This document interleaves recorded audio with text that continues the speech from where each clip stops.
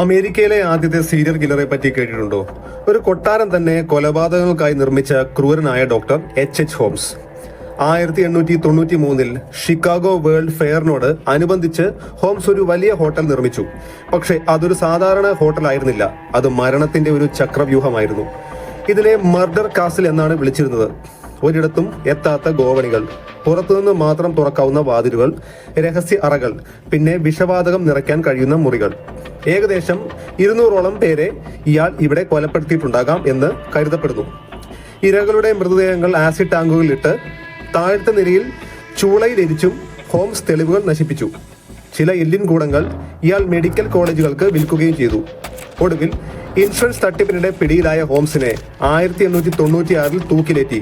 ഞാൻ ജനിച്ചത് തന്നെ ചെകുത്താനായിട്ടാണ് എന്നായിരുന്നു അയാളുടെ കുറ്റസമ്മതം.